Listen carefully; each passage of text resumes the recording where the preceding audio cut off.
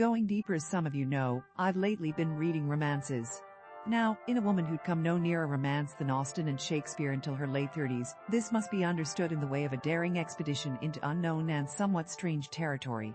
Picture me, in fact, in helmet and safari suit, led by a troop of possibly pink-attired natives, penetrating impenetrable jungles. Only as far as that goes, I would be a terrible explorer. Rather than penetrating deep, it's so wrong to use this expression with romance. I know into the contemporary swamps. I mostly stay around the edges of regencies, i.e. near the native villages of historical, which I have visited before. Part of the reason for this is the reason I no longer read mysteries in the way I now read romance. Growing up, I considered science fiction and fantasy real reading, while mystery was what I read when otherwise out of real books, and or, later on, as popcorn. Popcorn books are read without studying them, and without any necessity to feel like I'm competing with them. As it's probably obvious, part of what chased me out of mystery is that I started writing it. But the other part is what makes contemporary mystery and a lot of science fiction and fantasy odious to me. I'm perfectly willing. Look, I'm used to skipping the political screeds in the middle of books. That's fine. They're particularly funny in older mysteries which assure me that such and such event policy will destroy all life as we know it by, well, earlier than now.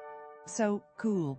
But while I've my entire life worked on the principle that everyone is entitled to his or her own opinion, I do take offense to people being entitled to their own facts, and both in mystery and SF, and for that matter contemporary romance, I run across an awful lot of stuff where I go, well, now. I've never met a woman who worked that way. Or yet, I refuse to entertain the idea I found the only man in the universe who is not an abuser. And in the last 10 years or so, either I've got more crotchety "hey, you kids, get off my literary lawn," or the instances of this type of nonsense have gotten way thicker. I'd suspect both. As the older I get, the more I have trouble suffering fools gladly or otherwise, and as we are churning out generations of women who have been taught an entirely imaginary history, not to mention sociology and economics. You need to be exquisitely educated and exceedingly brilliant to believe that much nonsense. Anyway, so I ended up reading mostly historical mystery, but some years ago the publishers decided historical mystery was out. No, don't tell me it didn't sell. It was a niche, like anything else is practically. Mostly it didn't sell because the publishers wouldn't get it on shelves. They decided all that needed to be pushed was what I call Sex in the City mysteries, which is fine, but I'm simply not that interested in shoes. Oh, and craft mysteries, which are the resurgence of the cozies they also decided wouldn't sell about 20 years ago, but the fact I write those about furniture refinishing should tell you how with idiom about crafts. I still need popcorn books. These are things read when cooking or cleaning, and usually not remembered at all. The things I consider vacation because I can retreat into them and not think about much of anything. Ideally they're the books I read while walking around amusement parks in the wake of the boys. So I started reading romances. They're also great recessionary reading because I can buy a used book for $1 pretty consistently, and then I can trade them in for one more book. And it is only after 2 of these transactions that I have to head to the used bookstore with $30 again. So, a month's worth of popcorn reading might cost me $50. Unfortunately, you can take the writer out of her field, but you can't make her stop being a writer. So lately my mind has been turning on what makes some of the Regency popcorn I've been ingesting particularly tasty, and what makes some of it a snort-giggle fest. We'll eliminate genius from the equation. First, I should point out what led me on this primrose or at least pinkish path to hell to begin with was Dave Freer making me read Georgette Hare. I'll say it right now, Hare is not like any other Regency romance. Just isn't, period. That's genius. So, I'm fairly sure I'm not a genius, and that's where that analysis ends. Now, on to the other ones. Like with any other genre I plunge into, I started noticing stylistic and character-building stuff in some of the books I buy more or less blindly. No, really blindly sometimes. As in, I tell my friend at the used bookstore, grab me 30 Regencies, put in a bag, I'll pick them up in an hour. So I started making friends, i.e. I like her style, I look for her name. And enemies, oh, my freaking lord, I pull out my eyes rather than try to read anything else by this woman lists. We'll leave those aside too. Right now my hatreds are way more violent than my loves, which mostly rise to, oh, okay, she's pleasant. Instead, let's say that in the mass of books I get any number of category romances, as well as the more complex, better covers, far more push bigger romances.